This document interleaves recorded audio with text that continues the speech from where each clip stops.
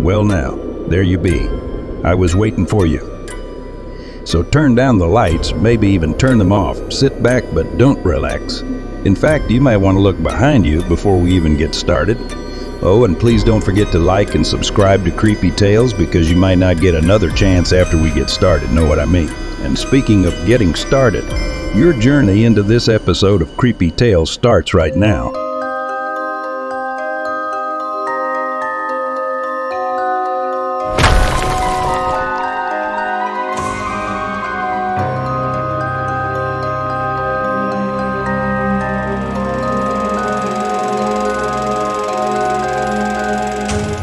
The man in the alley drew her from the world like a straw. She had passed him on several occasions on her way home from work. Each time, he had smiled at her, revealing tiny, sharp teeth under a thin black mustache. Each day, he looked the same, wearing a brilliant blue tweed suit, red shirt, purple shoes, black top hat, and white gloves.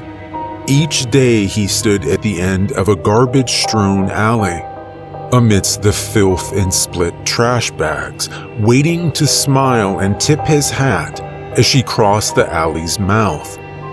Each day she passed, her eyes lingered a little longer on the gaudy figure. Each day her feet tarried a little more as she crossed between Goldman shoes and rental tax services. Each day, the image of that exotic man whispering secrets in her ear behind his white-clad hand flitted past her mind's eye more and more, until the day her lingering eyes guided her feet, one foot after the other, down the alley of red brick and refuse. It was as if he were some distant horizon that she, for a moment, thought she could reach. She found his grinning face at the end of the alley startling. It caused part of her to jump.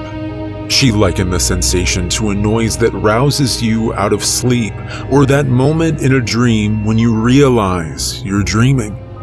Out of the seamless stream of grinning faces that flowed through her vision each day, his was the only face that her eyes could really see. All the other faces, all the other voices, all the other moving bodies had begun to blur. Her daily routine, her bagel, her jog, her shower, her walk to work, her walk home had begun to wear and fade. Her life was a record, and it was beginning to crackle, hiss, and skip. Her work at Goldman Shoes was not something she enjoyed. She worked so she could exist, and she existed so she could work. It was a fruitless existence, and she knew it. The faces that she saw each day, co-workers and customers, grinned, greeted. But each grin looked painted on, and each greeting sounded like a recording made ages and ages ago. Sometimes she likened her daily routine to a haunted house carnival ride. She was sitting in a car that was rolling on a track, never to detour or deviate. She would watch the same animatronic robots move in preset motions as she looped the track over and over and over. He whispered secrets in her ear, in a voice that smelled of garlic and felt of velvet. He told her where to find what she was looking for. The doors were exactly where he told her they would be. They stood tall and weathered, the entrance to South Fulton's Magnitude Theater. It had been closed for years, maybe decades. She had never known it to be open. The marquee would have said closed had it not been missing the O.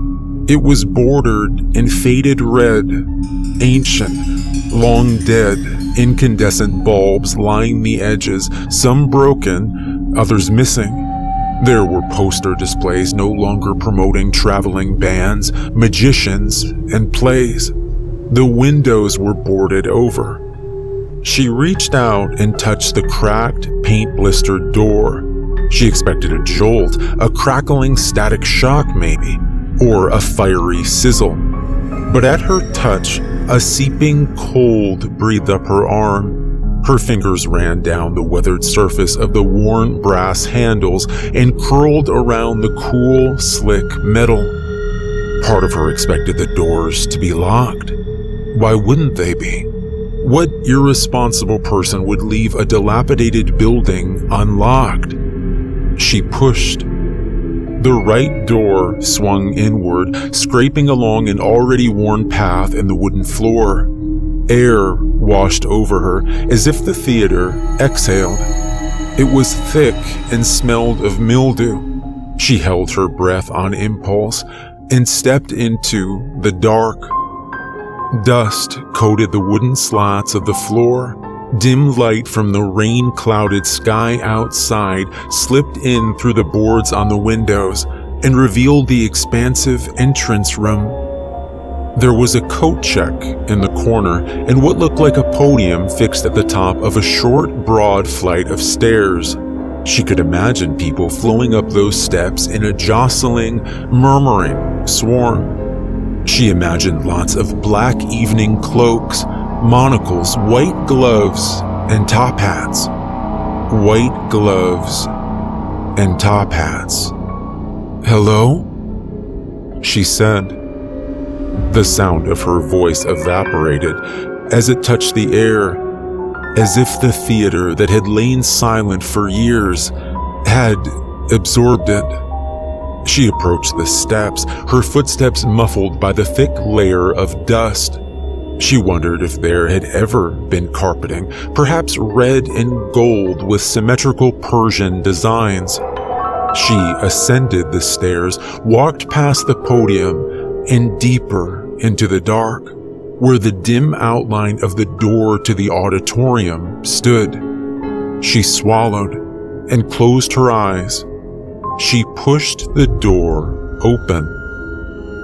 Inside, a multitude of empty seats faced a lush red curtain illuminated on stage by unseen spotlights.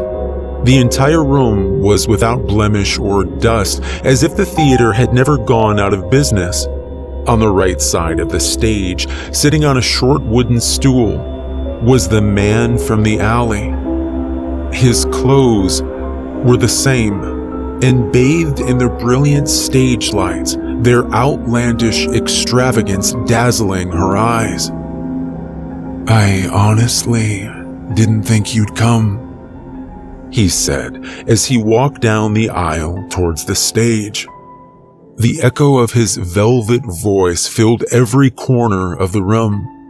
She said nothing and mounted the steps at the end of the aisle. The man remained seated. "What do you think?" He swept his arm upward towards the enormous red curtain.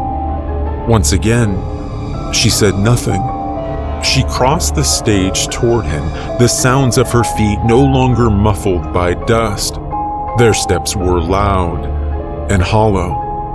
She stopped just in front of him. "Do you know what you want?" he said. She nodded. "No." He stood. "You don't know." He put his face in front of hers. She smelled garlic. She saw sharp, white teeth. "What do you want?" She licked her lips and swallowed, but the words did not come. She lifted her arm and pointed at the curtain. "Ah," he said. Each noise filled the auditorium and reverberated off the audience of empty seats. A better answer. He was walking around the edge of the stage. As he walked, 3 life-sized marionette puppets dropped one by one from above and marched behind him, mimicking his movements. their wooden limbs jerked about by strings that stretched up and disappeared into the dark. She watched the progress of the puppets, each brightly colored in orange and green and purple. "Do you know what's behind the curtain?" She shook her head. "Do you want to know?" "Yes." Her own voice also filled the auditorium. He reached the opposite side of the stage. His mouth smiled. The puppets began to dance. Their dead arms and legs spun about. Their blank eyes rolled around on bobbing heads. The clatter of their wooden feet on the stage was deafening. They danced and spun, their twirling bodies interrupting her line of vision to the man. "What do you think?" he asked again, above the roar of flailing feet. Once again, she said nothing. The puppets were yanked back to where they came, back to unseen masters in the dark above. The man's mouth remained smiling. "You have come a long way to get here." He began pacing the stage again, and no one is impressed. No one knows you're here. And once you pass through that curtain, he swept his hand towards it again. No one will ever know you again. "I'm aware," she said, her voice quiet. He watched her for a moment, then strode back toward her, stage right.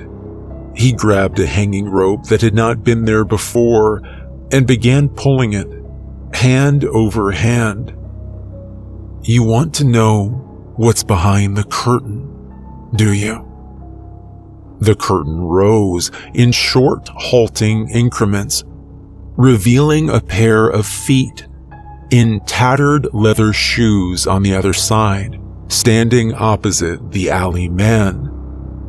"What's on the other side is real. It's flesh and dirt and water." Now torn black pants were in view. The curtain rose higher. "Behind this curtain are the twisting wheels and grinding cogs that turn the earth, that run your horror house ride. Behind this curtain is truth." His voice thundered now, rattling the chairs and making the curtain tassels flutter. The curtain had risen above the head of the man on the other side. He stood as tall as the alley man and had the same face. His clothes were shambles, and his hair and beard were thin and greasy. As the alley man pulled the rope, so did the stranger on the other side pull his own. They were a mirror of each other, hand over hand.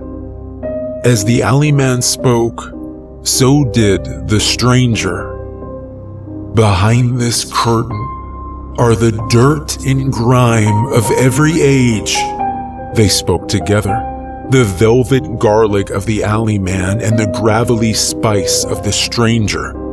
Two pairs of wild eyes fixed on her, where ancient beasts carry the knowledge of the world in their massive, lumbering heads. The curtain fully raised. She could see the room beyond. It was a stage facing a theater full of empty chairs. The chairs were covered in cobwebs and dust, their upholstery worn and coming apart. The stage was unlit on that side, and the spotlights on her back cast her long-stretched shadow into the forgotten theater. "Coming?" the stranger said, as the alley man said. "Going?"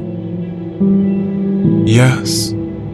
she said, looking at the alley man as she stepped over the invisible line that separated the rooms. The air there was cold and damp. "What's your name?"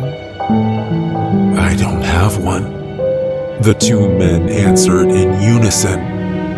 "And neither do you." The curtain dropped, worn and tattered, as the rest of the auditorium.